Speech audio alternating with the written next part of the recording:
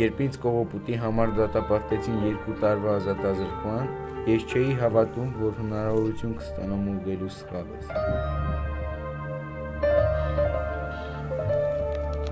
Համաներման ժամանակ ինձ ազատեցին։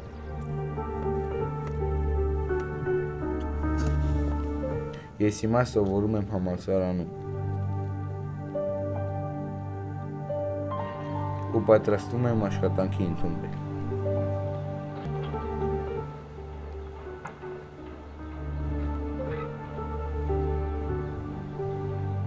Երբ կյանքն ուղղվելու հնարավորություն է տալիս,